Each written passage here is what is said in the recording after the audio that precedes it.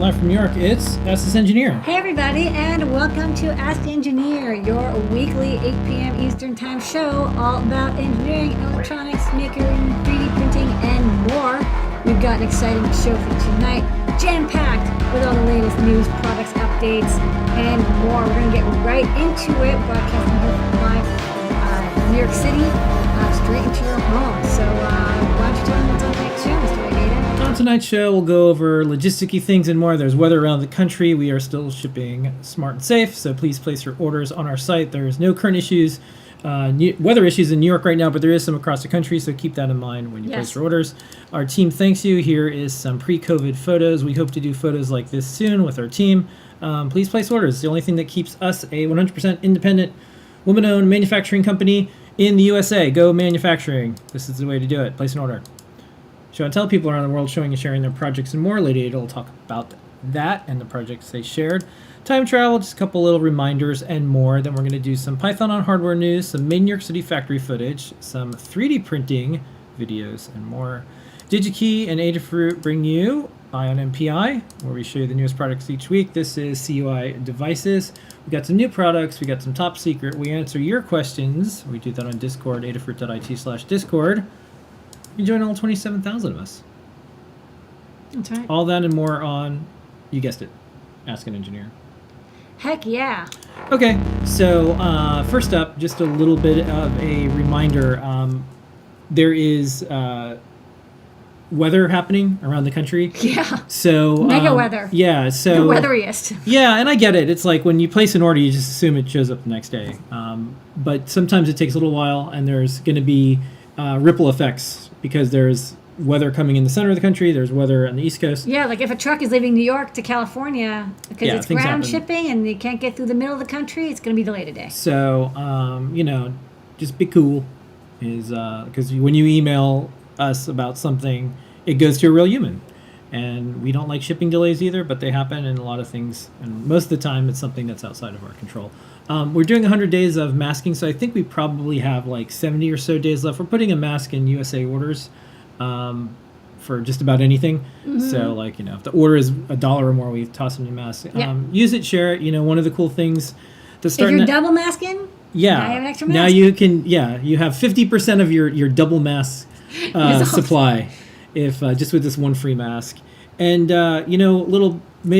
got to celebrate the good news. The cases have dropped, hospitalizations have dropped, and deaths are dropped. Now, we read all the science journals and we try to keep track of this. Turns out, people really don't know why. It could be mask adherence. It could be some factors like a vaccine that's now starting to happen around the country. Could also be there's seasonality of coronaviruses.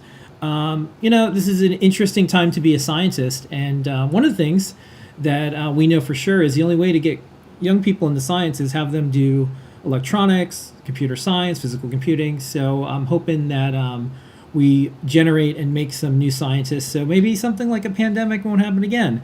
But while we work on that, things that you can do is place an order. You get the free mask, like I said before, and you also get something free. So, Lady Ada, what are the free things I get? I'm glad you asked. We have $99 or more. You get a free PermaProto half-size breadboard. That's the thing in the top left. Great for taking your breadboard projects, solder them in, and now they're permanent. That's the PermaProto.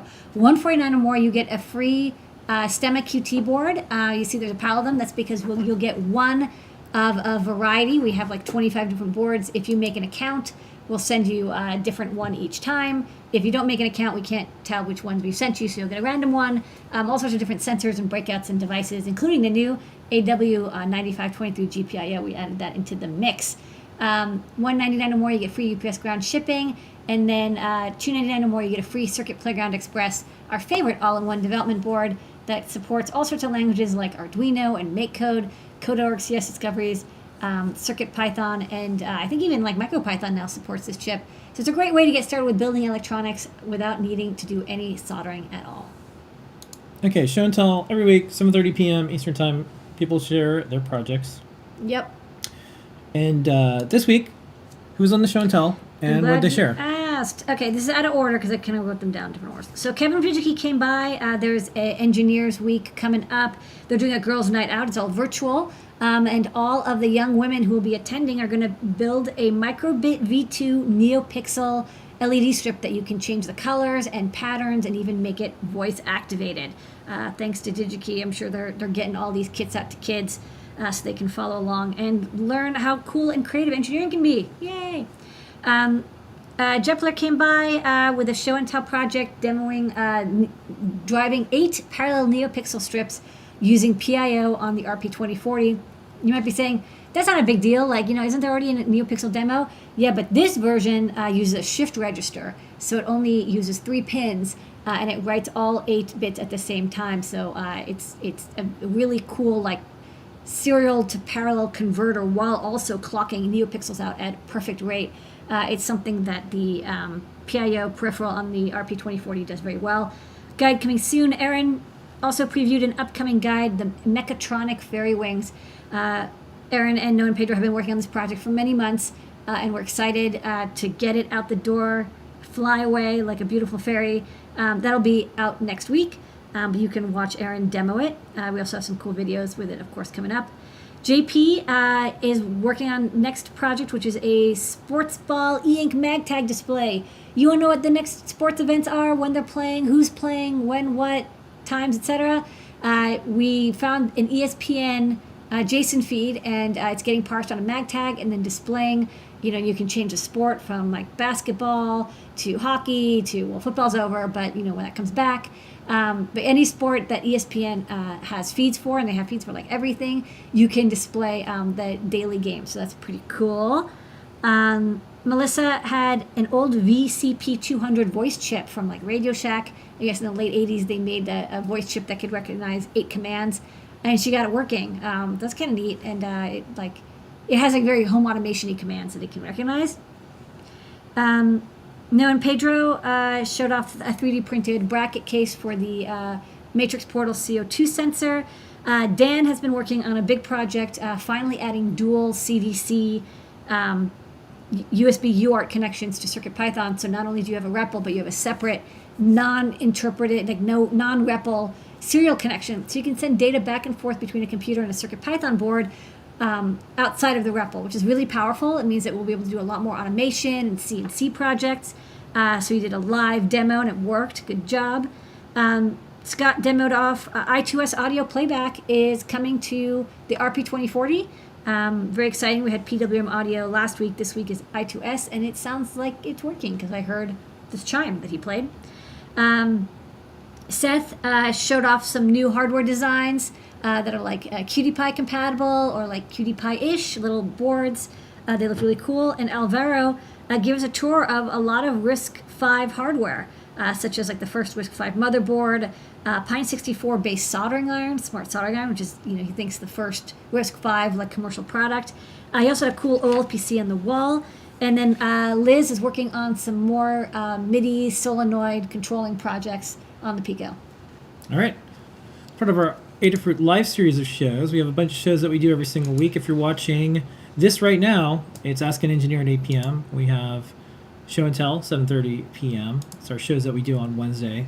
On Thursday, just this one little programming note. Tomorrow, Scott's Deep Dive. Not Friday. Is happening. And then on Sunday, we have Desk of Lady Ada. This week, we showed a few things, but I got the butts at random hacker times. Yeah. It is a random hacker time. I think the thing, if you haven't seen Desk of Lady Ada, just go to our YouTube channel or any of our video channels and check out Sundays, because there's a really cute hot plate. Oh, it's the cutest little hot plate. It's this big and it's a hot plate. It's a hot plate, and we float a board on it. Although I think this Sunday I'll actually get a board that's like, with solder paste. We'll be doing that this Sunday. We'll do that this Sunday. Yeah. So a little bit of mailbag, and also showed off some new designs I'm working on. And then... Where in the world is that part I need? The Great Search with DigiKey. We did the Great Search, which is Lady Ada used the DigiKey site, and this week you looked for... terminal blocks. These are really handy. We use them a lot in our robotics projects or high current projects. So there's different pitches, there's different types. different ways that you slide them together. So if you've ever wanted to add wire to board connectors really easily, that use any wire, Stormblocks are the way to go, and I'll show you how to find them on digikey.com. Okay, and then the other thing that's happening is every Tuesday we have JP's product pick of the week, and with that we broadcast live from the product page, and we will play a little tidbit from that now.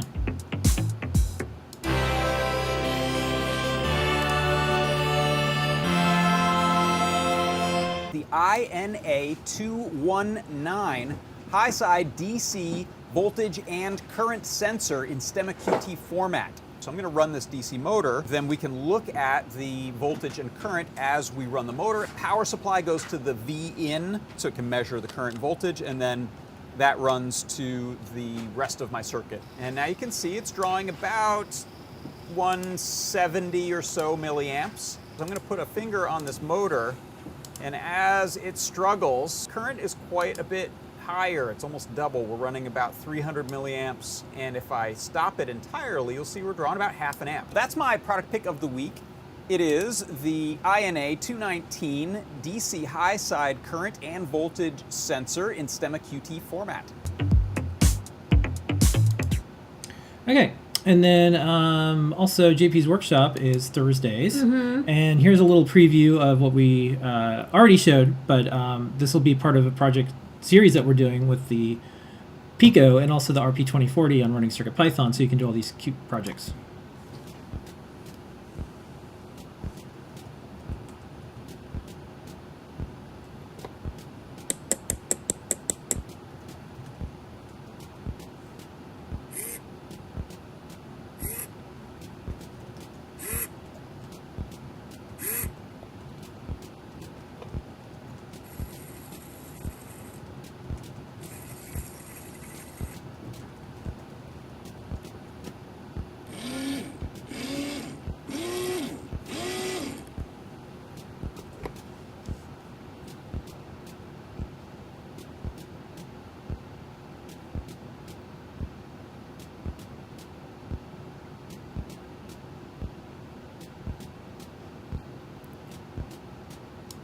And since we're doing live shows, I'm going to have someone in the chat It's check live. check and see if I've actually fixed this thing. They had a audio thing that they noticed, so I'm going to this What do screen you right think? now, and now I'm going to go and play the MakeCode minute. So let me know if that just worked out. Do you think people know we're robots? I don't know. But either way, here's a MakeCode minute. Okay.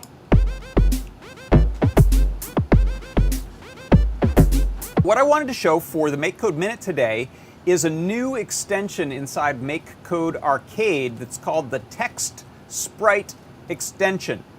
If you've ever made MakeCode Arcade games, you have probably A, had a lot of fun, B, learned a bunch of things, and C, wondered if there was an easier way to deal with text. Now there's a general use extension called the Text Sprite extension. Here you can see I have a little banner here that says Text Sprite, but check it out.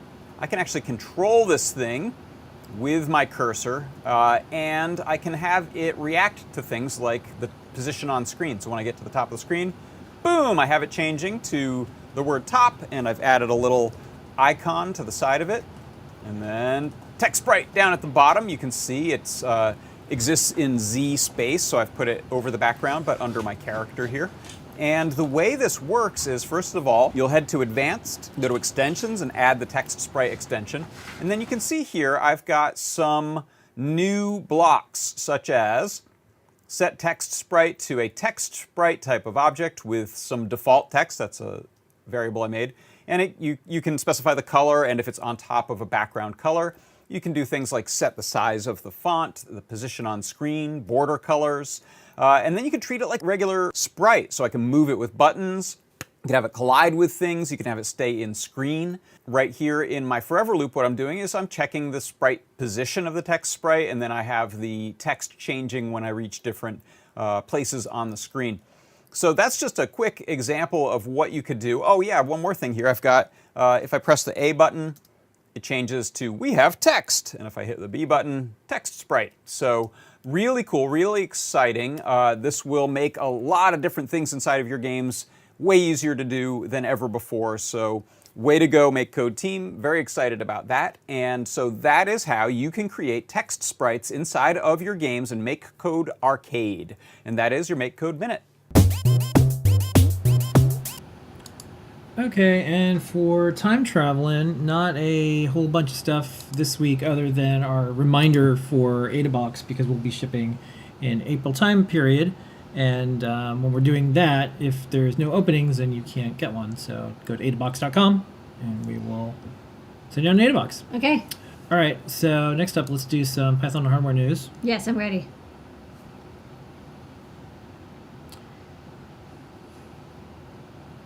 This week in the newsletter, Okay. the first thing is the CircuitPython 6.20 Beta 2 is released. It is mostly for RP2040 and for ESP32S2 based boards. Yeah, we've been doing a lot of work on them, fixing a lot of bugs. So if you're like, hey, why doesn't this thing work? Try the latest.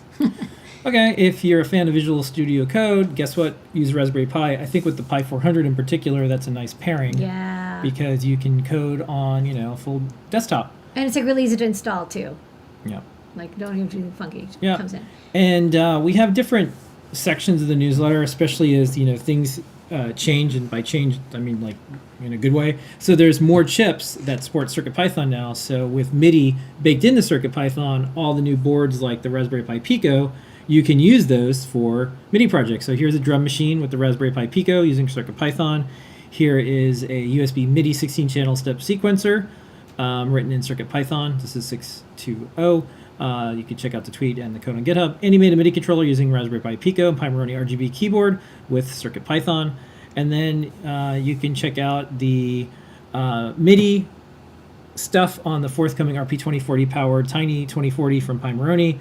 So that's CircuitPython as well. Yeah, we MIDI. just worked really hard to make early native USB support on CircuitPython work. So when people ask like, hey, why don't y'all support the ESP8266 or ESP32 or other non-USB native chips? This is why. It's like we think it's really important for people to be able to use native USB stuff like HID or MIDI. Yeah.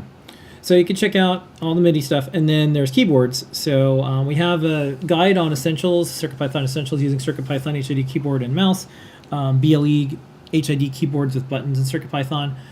Here's a few projects just in the past week. This is a Pi Producer. It's a Raspberry Pi Pico-based 12-key HDI HID keyboard. Sorry. Yeah. It's cute. You can see all these things. I like the little icons. Yeah, here's a Pico Producer OBS controller using Raspberry Pi Pico, 3D printed case, and CircuitPython. Here's a USB HID auto clicker with Raspberry Pi Pico and it's like CircuitPython. for like games if you want to kind of cheat a little bit. Yeah. Tweeting from a Raspberry Pi Pico using HID keyboard and CircuitPython. Wireless Bluetooth macro keyboard using Itsy Bitsy NRF 52840 and CircuitPython. And then we have our news around the web. You can check out all the different things going on here. This is a Pimoroni display with MicroPython, a ring lamp with MicroPython. Here is the LED strips embedded in acrylic. They're translucent, probably either MicroPython or CircuitPython. This is a overview of How he wrote an entire book in 1 year. yeah, and keeping And all the secrets. documentation. Yeah, and did From the secretly. Raspberry Pi folks. This is a Raspberry Pi two-factor authentication gadget. Build your own 3D printed ring light. I thought this was neat. This is like a upgrade of a retro Yeah. Dreamcast, but With a clue there's a in the clue gift inside of player. it with a gift player, so it's animated. Yeah, this is So super it's an cool. animated Sega Dreamcast. This is a RISC-V ESP32 C3, C3. the RISC-V core. Yeah. Here's a Pico connected to a display. Look at all these Driven by libraries and CircuitPython. people using them. Temperature and humidity with CircuitPython. Here's a PyPortal. And then here is Instructions in Japanese. Yeah, you can build how to do the build environment. So when we do a version of CircuitPython, we publish it out to all the different languages Yeah. as well. So action-packed newsletter. There's a lot this week. It is chunky, as we say, on how we determine newsletters. Yeah. We have more board support. I don't know what the latest number is. It's in the hundreds, but we're getting very, very close to 300 libraries. We have 298 CircuitPython libraries at this time. And check out what the team's up to, what events are coming up, specifically PyCon, and more. And that is this week's Python on Hardware news. Check out the newsletter, adafruitdaily.com. Sign up. It's for free. We don't spam.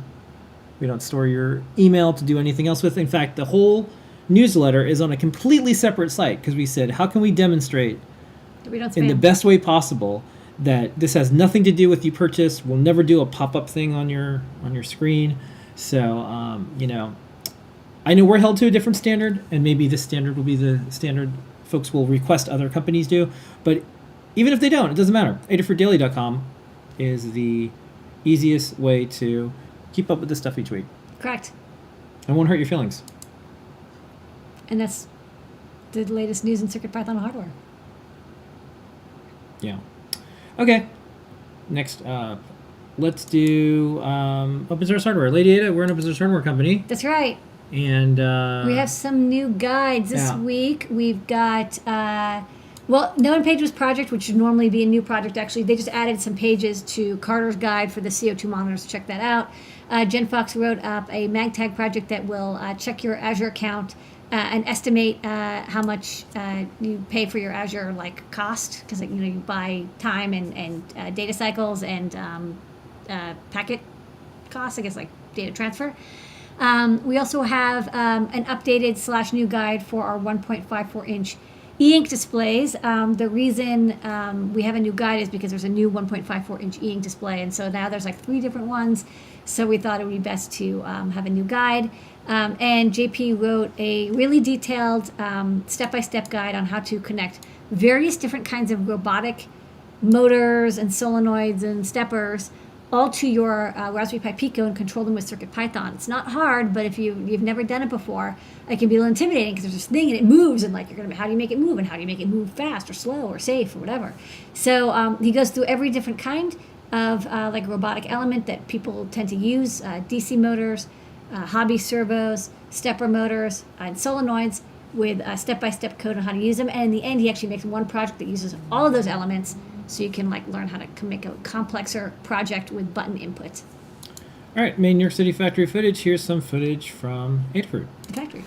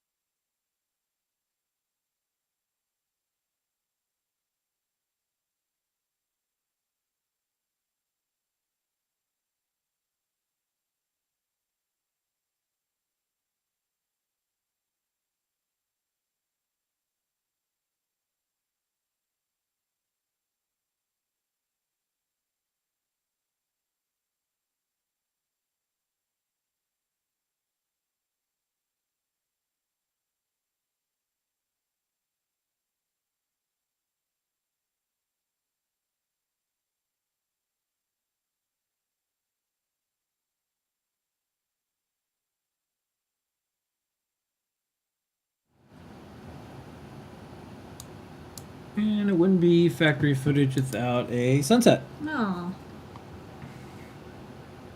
Soon there'll be more snow time lapses. Maybe. All right, 3D printing. No and Pedro have their video of the week, and then they have a speed up. We're gonna play them back to back. Hi. See you after the break.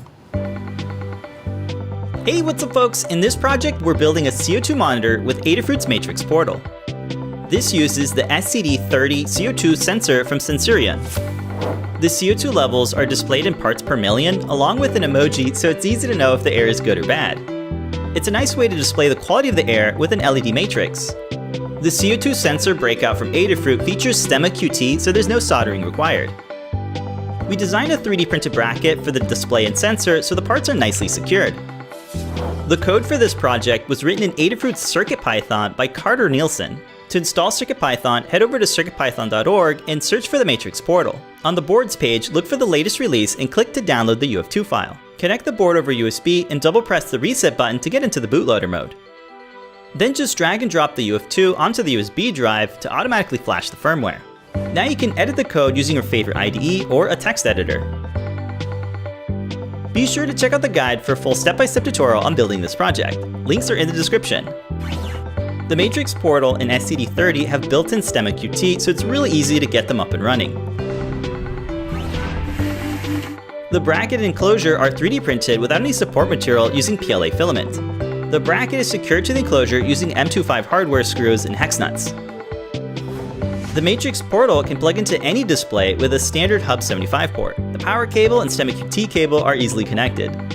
The bracket is secured to the heatset inserts that are built into the frame of the display. The sensor is press-fitted into the case with openings on the side for the cables. The cover snap fits over the case and features holes to allow air to reach the sensor. You can use a screw or a nail to hang it on the wall with our 3D printed bracket. A sheet of black LED acrylic softens up the lighting. It looks great even on camera. We hope this inspires you to make your sensor-based projects with CircuitPython.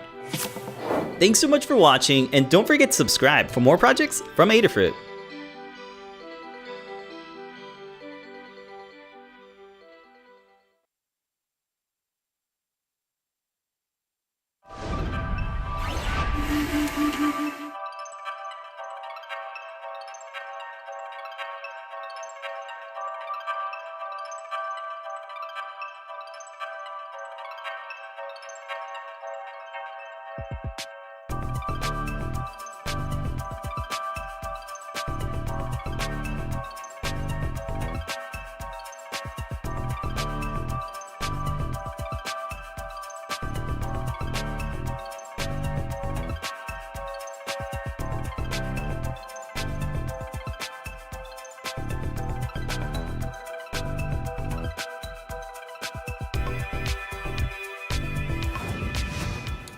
And don't forget every single Wednesday, 3D Hangouts with Noah and Pedro. All right, it's time. That's right. DigiKey and Adafruit present on MPI.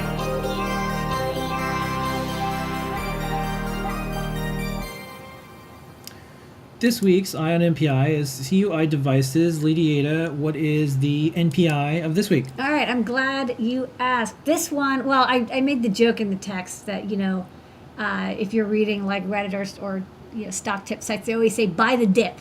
Well, this week we're going to talk about buying the dip switches, because we're going to talk about these new rotary dip switches from CUI devices. So this is, what a rotary dip switch looks like. There's actually a couple different varieties in this family. We like this one for its jaunty pink, tall actuator. But before we get into rotary dip switches, let's kind of explain the history of what these used to be and why these are way better. So in the before times, when engineers had to have custom setups for their hardware, some configurable things, you didn't have an LCD, you didn't have a touch screen, you didn't have like a full keyboard maybe, but you did have jumpers. And if you remember, if you somebody who built a computer, you might remember having to set jumpers on your ISA Sound Blaster card to set the IRQ. Or this is really common if you have a SCSI drive, you would have to set the SCSI address on the back by putting in various jumpers and then read write speeds and whatnot. And jumpers are really annoying and they get lost. And so eventually some folks were like, we have to do something better than jumpers because they're a penny a piece. But once they're lost, you can't buy them at a hardware store, and people ended up all hoarding little bags of jumpers. So instead, folks eventually started coming up with dip switches. So dip switches, they look like this, and they have, usually they're numbered. There's one up to 16 switches, and each one is a single pull, single throw. These switches are all off. You can see the on direction is on the other side, and you can kind of nick them with your finger. tip and push each one on, and it will close the switch, and then you can use that to configure your setup. And the dip in this dip switch stands for dual inline, which is the same as a dip chip. And in fact, the nice thing about dip switches is they are 0.1 inch spacing, so they're really easy to use on a breadboard or a perf board, because they can even use sockets if you want, or you can just use the same pin ordering as you would for a dip switch. And you still see dip switches used on configuration hardware. Like we just quickly Googled for dip switch manual, and other than old motherboards, there is this is like a Culligan water filtration system, and it's got dip switches at the top, and the dip switches are used to configure the ice maker and whatever. So basically, you have engineers and they're making hardware. You have to have some sort of user or technician configuration. Using dip switches is a way to do that. The only problem is that it's kind of hard to you have to have a manual like this which actually says okay, this one's on, this one's off, and you have to have these little drawings. That said, if you want dip switches, CUI makes lots of dip switches, and we use dip switches a bunch, especially the SMT ones, which are great. You just pick and place them onto your design, and they're super easy. And they come in right angle and slim and surface mount, and piano style is my favorite. But what you can do if you have a 4-switch dip switch is, instead of having this binary code table where you have to tell people okay, for configuration number 1, flip the first one, for configuration number 2, flip the second, but for configuration 3 you have to flip the bottom 2, right? Because you have to do binary code. Instead, if you have a rotary switch like this rotary dip switch, it does the encoding for you. So you have this kind of human-friendly 10 or 16 positions, and there's a little arrow. And then you just have to turn the arrow using a screwdriver from 0 to 9, or from 0 to F. So it's basically the same code as a normal dip switch.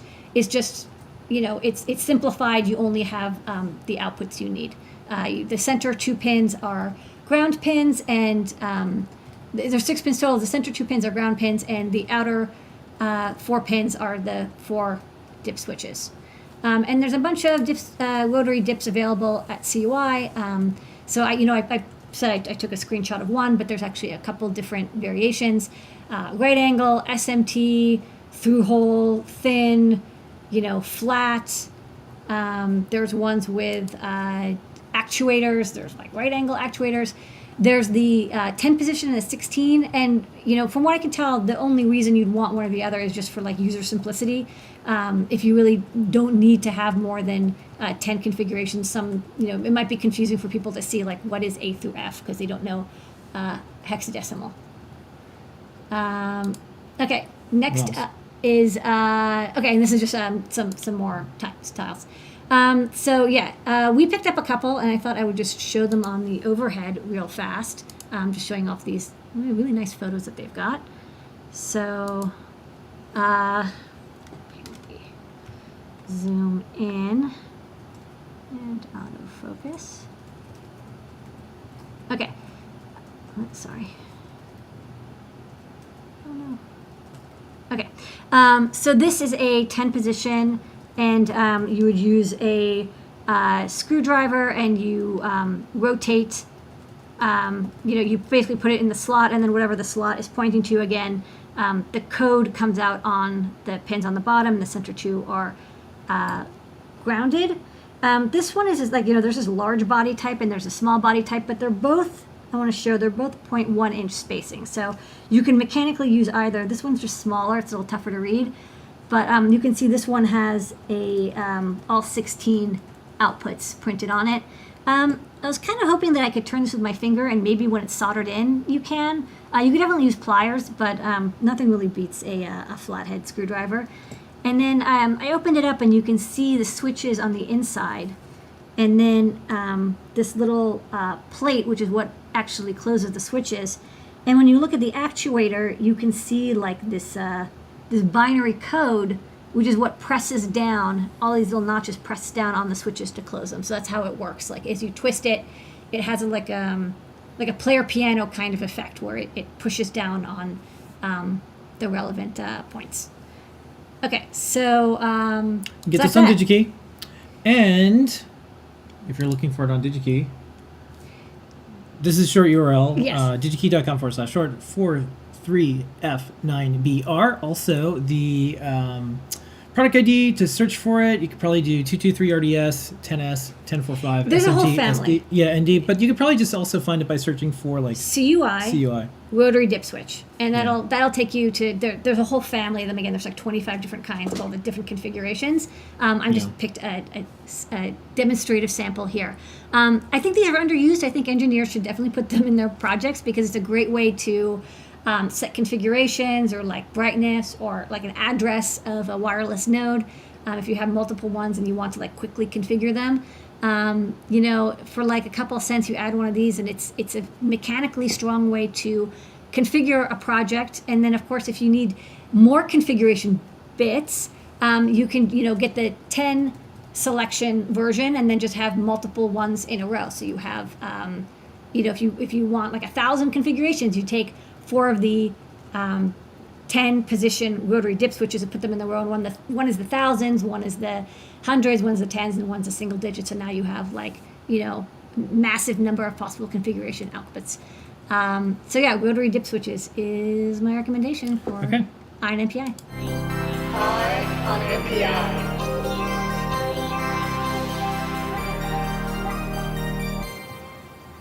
All right, let's do this. It's now time for new products. Yay!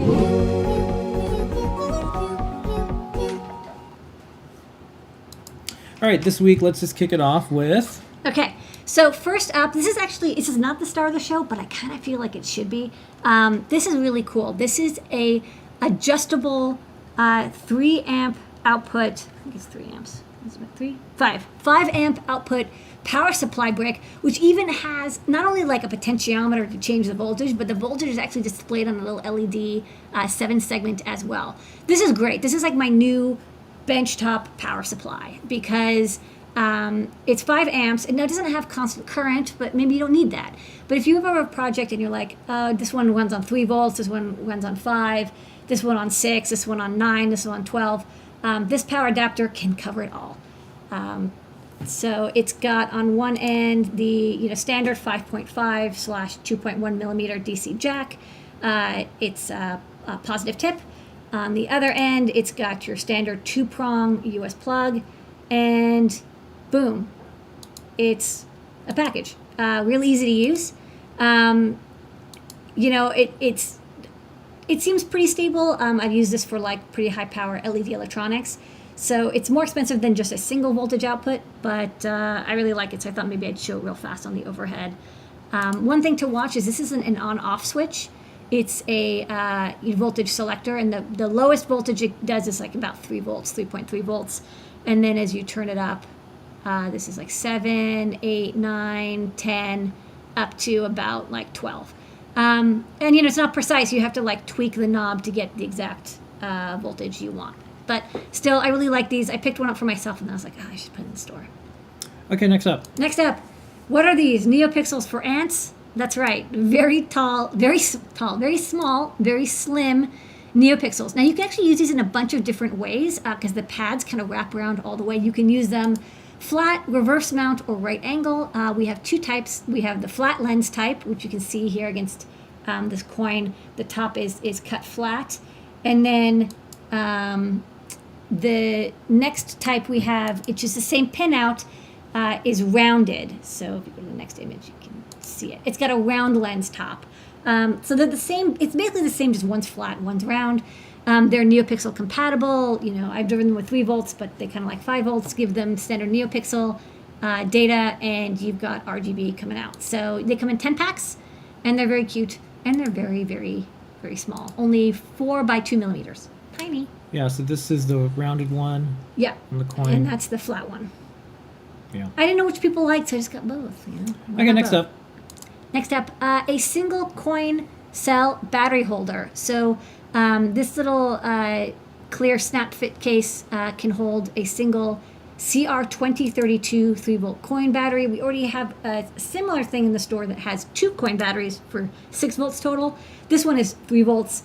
You just pop it open, it sort of snaps open, put in the coin battery as shown here, snap it closed, and then there's an on-off switch. So you can turn it on or off. I thought I could also show this real fast on the overhead. So yeah, you just, you do have to use your fingernails, but this snaps open. And coin cell goes in here. You can use any CR2032. It'll give you, it's enough to drive like a little LED or something. And I like the mechanical switch. So I just wrap these wires around an LED. But I thought this could be kind of good for simple crafting projects. Okay. Next up. Okay, next up. So this is kind of new, but it's now in stock, or kind of old, but now in stock. This is the official Raspberry Pi 4 compute module antenna kit. So we don't yet have in stock the compute module with Wi-Fi, but when we do, this antenna kit is the official antenna kit that you can plug in to increase the range, and is the one that the module was tested with. So if you're doing certifications, it'll be easier for you to get through the certification process when you're using the exact same antenna that the module was spec'd to work with. So here's how it will plug in when we have these compute module with Wi-Fi. All right, next up. Next up, we have a STEMMA QT update. So this is the MLX 9393, one of our favorite high-powered magnetometers. As shown here, it's good with magnets. It's not good for detecting the magnetic field of the Earth, but it's really good for detecting the magnetic field of magnets, which are really powerful. It goes up to 50 microtesla, whereas most magnetometers, I think, top out at 10 or something. So this is really good for high magnetic field sensing. We've just updated this to be STEMMA QT compatible. We have code already for Arduino and CircuitPython and Python. It's just now plug and play, really easy to use, and in our standard STEMMA QT size and format. All right, and the star of the show tonight, besides you, Lady, our community, our customers, and our team, is the updated 1.54-inch e-ink display. Now it's a 200 by 200 pixel display. So this looks a lot like the tricolor e-ink we've already had in the shop. So what's new? Instead of 152 by 152, it's now 200 by 200 pixels. So more pixels. It's the same physical size. It does use a slightly different chip, which I've handily labeled here on the part so I don't forget it. It's the SSD 1681. The previous 152 by 152 has been discontinued. I don't believe I'll be able to get any more of those displays. So I recommend people, this is a mechanically identical e-ink display, but you'll have to update your drivers for the new SSD 1681. But we've got code for it, and it's, other than changing your code and recompiling it for this new chipset, it's the same size, same shape, same functionality, but with more pixels. So tricolor e-ink, but high def. okay. And with that is new products. That's right. Okay. We also have some top secret. I didn't get these out on the websites yet, but so Well, this now they're is extra top this secret. is the first time people will see them. But while we do top secret, go over to Discord, adafruit.it/discord, and post your questions. There are all 27,000 of us. Over the last couple of weeks, people have been asking business questions and things about reseller margins, and a lot of people are making their own businesses, so don't be scared to ask those types of questions too. But of course, ask all the questions about which CAD program to use, or how to get started in electronics, or all the different sensor questions that people always have, or I2C sensors, or whatever and more. Dude, just ask it. I'm here. But first, let's look at some top secret. Yeah. So first up, Yeah, I'll talk about what I designed. what's this? Okay, this is a TCA 4307. So last week, you might remember I had the ISO 1540 breakout, which is an I2C isolator. But while I was looking for that, I also bumped into this chip. This is the TCA 4307, which is a chip that does hot swap for I2C. So basically means, have you ever had that issue where you have an I2C controller and then you plug in a peripheral and it kind of spazzes out your I2C connection, because the clock or SDA line gets toggled and now it's out of sync? Well, this chip, it it only electrically isolates temporarily the two sides of the data lines and then connects them when it's a stable time to do it. And so you can hot swap I2C, which is like a pretty handy thing, I thought. So I made a little breakout for it. Next up. And I wanted to play with like the Pico DVI projects that I've been seeing. Ren, who's a Raspberry Pi Pico dev, has been doing some cool video output projects for the RP2040, and I was like, I want to do that, but we do have a DVI breakout in the shop that's like terminal blocks, but I thought, I should have one that's like a PCB, friendly breakout for DVI. It uses an HDMI connector, but it's a DVI. All right, and then this is the latest round of the RP2040 Cutie Pie. Yeah, I showed this off last week as it's also a top secret. This is me actually getting after the show. I was like, I should actually get it working. So I got it working. Got CircuitPython compiled for this chip and tried it out. Just plugged in some sensors and got stuff printing out on the REPL. Okay, and that is this week's top secret. Ooh, get back in the vault. All right, so we're going to do questions. There's a couple lined up already. Yeah. And I'm going to start asking those. Best place is Discord, don't forget. But question, what do you suggest to use for connecting this DIY old school virtual pets like Digipets that have 2 or 3 little contacts touched together for battles? I found the spring-loaded battery contacts, but don't know if that's the only possible solution to consider. Jeez, I know, I hate that. To be honest, I think it's really tough because it's really expecting a specific connector. Your best bet is actually to 3D print something that fits onto, and then you can get, on one of the great searches we did, I think the first one we did, is making these little spring pogo pin contacts. And so when the Digimon or whatever is, or Digipet is sitting down in the 3D printed thing, the weight of it presses it down against the contacts. Okay, next up. And my host, if I power a PDM mic from 5 volts USB, looks like it's 3.3 volts max. I'll probably get away with it for a little bit of time, but I plug in stuff from 3 volts, the 3 volt max into 5 volts, and it's bad taste, but sometimes you can get away with having bad taste. Okay, next up. More of a... Oh, no, there's a question, too. Thanks for doing castellated pins. Why not make the pins on a feather like the pins on a Fluff M0? They are slightly misaligned, so you can put pins out without needing to solder. Yeah, I kind of didn't, and, I can always add castellations, but to be honest, I actually find that it's, uncomfortable to hold the feather, and I didn't know if that would be annoying to people. There's no technical reason why I can't do it. I just haven't done it. And honestly, not a lot of people have asked for it. Yeah. This one you might want to take a look at this, or Okay. this one might be one for the forums. Have anyone successfully communicated with the HC-SR04 via Cricket signal? No, IO you won't, pins? because it's going through an I2C expander. So you have to talk to the chip pins directly, whatever it is the chip is, because it's the timing for those is so specific. Those Right. I/O pins are really meant for buttons and LEDs. They're slow moving things. All right. Someone's asking, they might not know what pogo pins are. Pogo pins, when you... They're spring pins. They're spring pins, and when Yeah. you press, that's what makes the contact. Look at the great search I did. Search for the great search pogo pins. Yeah. Or pogo contacts, and because I like little pogos. All right. Springs. Question. I need 100 of those CR2032 battery holders with JST SH female plugs for a current project in production. Is there any way to source those from Adafruit? No. No, that's we a only have custom this. thing. We Yeah. wouldn't be able to do that. you could crimp on JST SHs or solder them, but I got them with bare wires because I was like, I don't know what contacts, connectors people Yeah. want. Next up, question for the show: with speed chips getting faster and faster, will there be a point where SPI, but more likely I2C, will be speed will slow down noticeably? So we'll slow down the speed noticeably. On the SAMD21, it is like the chip runs at 48 megahertz, but the SPI is clocked max at 12, which is kind of annoying, right? I like it when you can clock the peripheral as fast. But there's I know for the Pico, for example, the RP2040, there is an SPI peripheral, and I think there's a max frequency rate, but you can always use the PIO peripheral instead, right? You can fake it using this peripheral and drive it at 125 megahertz. So I think, I2C isn't fast, but oftentimes what people do, if you have a slow peripheral like that, like a TFT or iSquirts or SPI, you'll use DMA. And the DMA, you'll say, get back to me when the data's ready or when the data's been sent.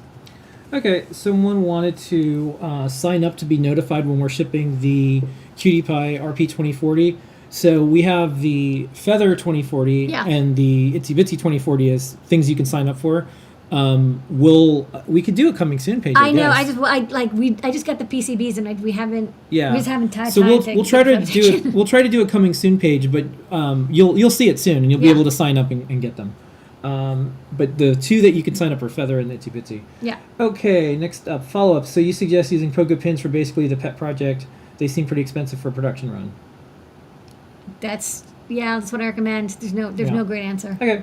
Would the Feather M4 Express work for Adafruit DAP for a SAM 51? Yeah, sure. I mean, like I don't tend to use it. I use a Teensy for it, but I don't see why not. All right.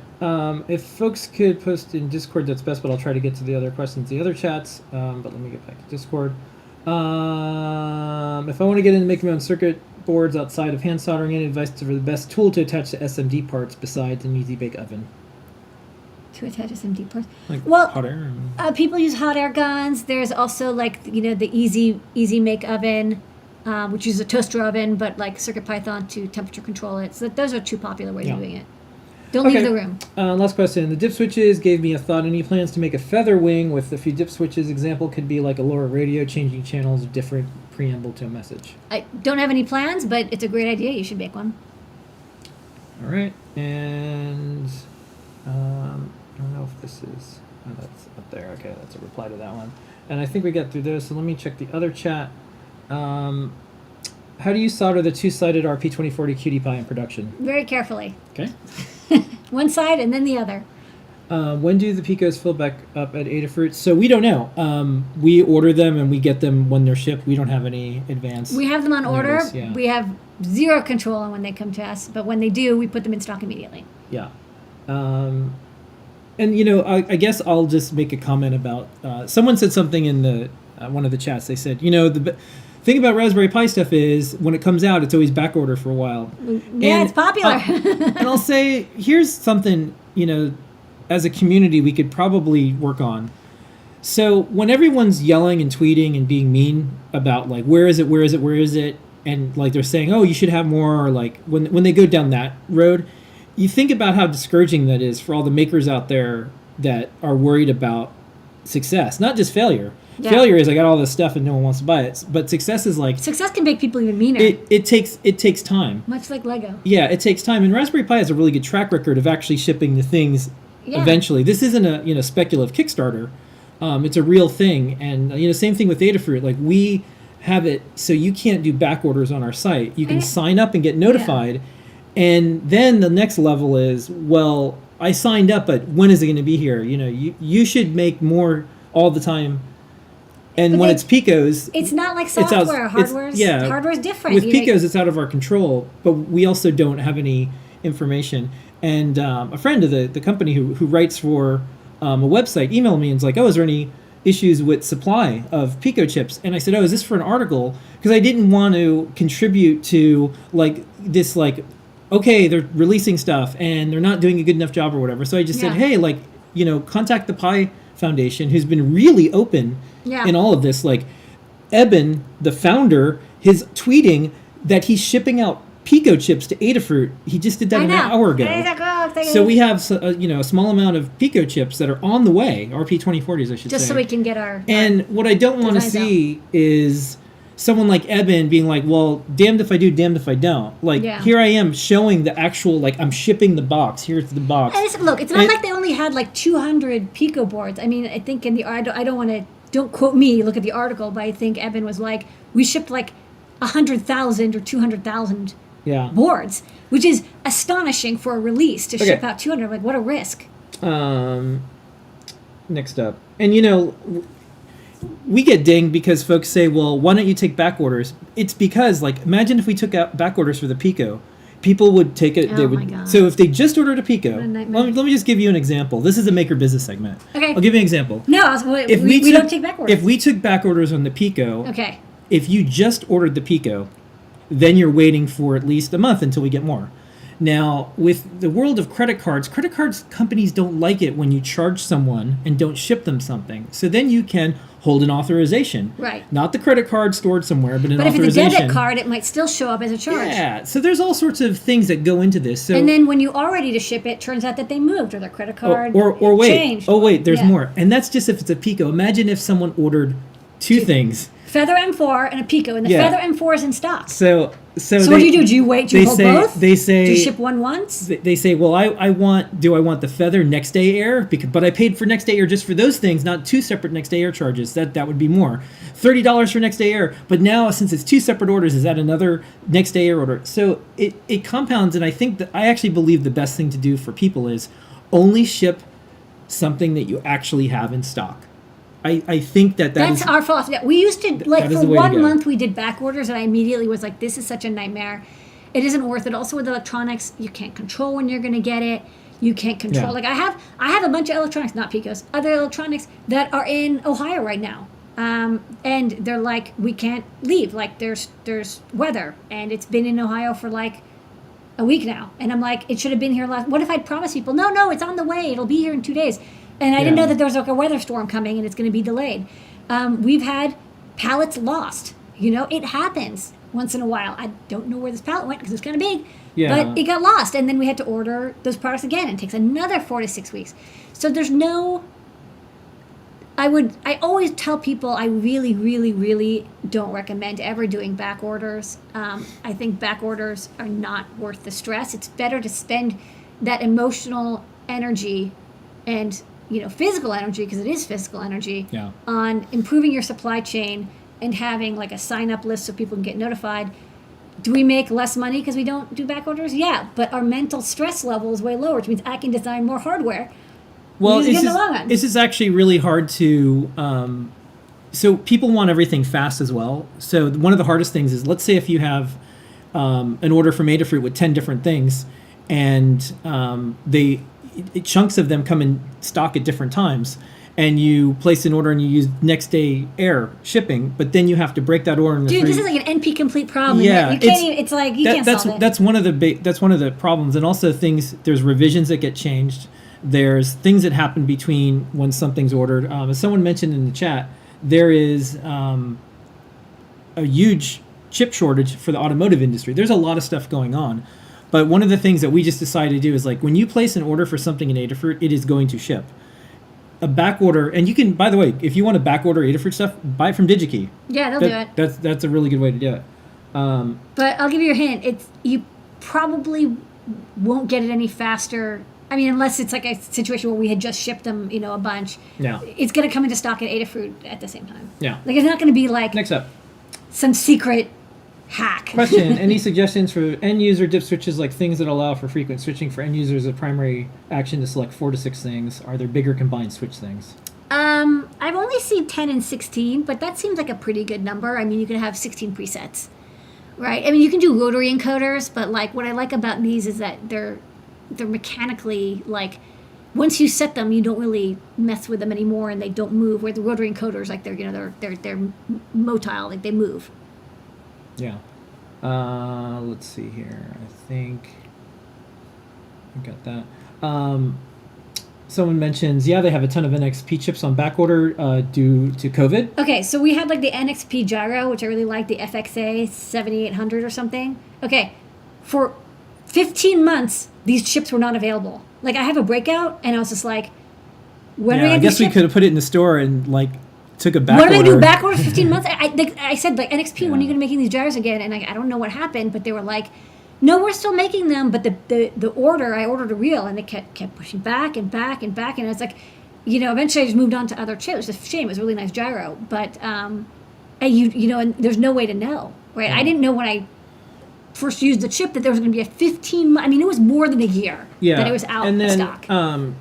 Ken mentioned something in Discord. Agree with the experience with back order. I do think limited pre-order can make sense. I completely agree with you, Ken. That's why we do AdaBox. AdaBox basically is a pre-order But we system. still charge you only that chip. It's essentially the way that we've decided to do this for the super fans and for the the thousands of people who want like the latest from Adafruit delivered. We say, here's an AdaBox, it's going to come out every quarter, and you're part of the AdaBox subscription, and you're paying for that subscription for that box that we charge once we ship it. But that is a way to get in line in a way that's different than sign up. Yeah. And so that's one of the ways we do it. Yeah. Okay. Are you looking into any feather boards with any NXP chips like the IMX on the Teen CE4? Yeah, we actually have an IMX Metro that we're going to probably be coming out with first, and then we'll probably do a feather. That's with the IMX 1011. It's one of the things that we were like totally working on, and then the ESP32S2 came out, and then we're like, okay, great, and then like we have some more time, and then the RP2040 came out. So we're digging through this like big new chip release to get to some of these older projects. Okay, Ricardo, if you can repost your question in YouTube, it says, Yes, could you hold on. answer my previous question about Ambilight and PiPico? I'd like your opinion because I have to do a university project involving Ambilight and I have to find a proper MCU. So you might be asking, is the Pico okay Ambilight. for Ambilight? I don't know what Ambilight is. Yeah, I don't know. I don't know. Okay, next up. I think it'd be useful to have a small board that can be soldered to the older I2C board that just adds a stemma connector, different hole config. We do have just one a board. breakout for the stemma connector, but the reason I don't have like an adapto is because one of the things that we're doing with the stemification of boards is we didn't have pins in the same order on all boards, Okay. and now we do. Another question is about switches. Inches has switches questions tonight. Are there like dip packages with bigger physical switches that users switch more easily and more often? I don't know. I've only seen these 0.1 inch ones, to be honest, but some of them are easier to use than others. Like the piano key ones are fairly easy because you push down, and some have like pretty tall actuators. But I think that they really are kind of at a standard size. Okay, this is Ricardo's original question. Do you think that with the RPI Pico dual core and the PIO capabilities would be possible to build an Ambilight controller which takes an HDMI signal and pass it through while rendering the lights? Oh, the Philips like Ambilight thing. Yeah, the answer is no. We will not be able to do Yeah. that. You should take a Raspberry Pi and an HDMI capture card. We have them in the store.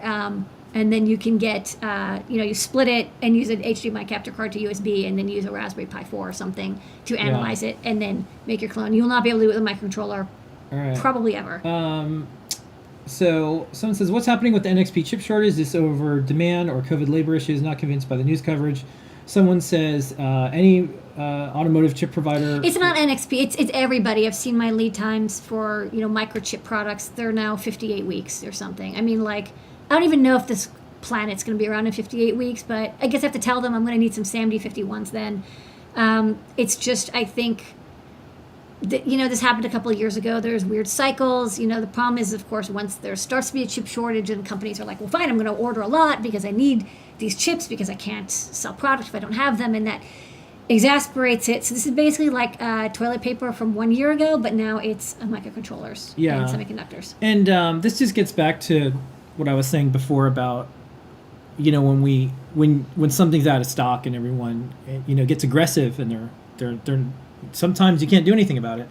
I think one of the things that's happened in the last year that I've noticed, and this has been an ongoing trend, unfortunately, is there's not a lot of incentives for companies to be open and transparent and do open source. There's a lot of why do it? And I think that's one of the challenges. Like, it'd be great if companies had an incentive to say, here's what's actually happening with why these chips are delayed. But because of liability and because of stock prices and because of, you name an entire list of things, why get the less information you give, the better. And I think that's one of the things that would be good to change. Yeah. Adafruit gives everyone the information all the time to a fault, no matter what we do. But I know that companies, they're very allergic to that idea. Yeah. Okay. Good morning from the UK. I'm building a rotatable TV mount for a disabled person who has no movement in the hands. So looking to have an IR beam on his wheelchair that will rotate the TV via servo. Let me scroll back up.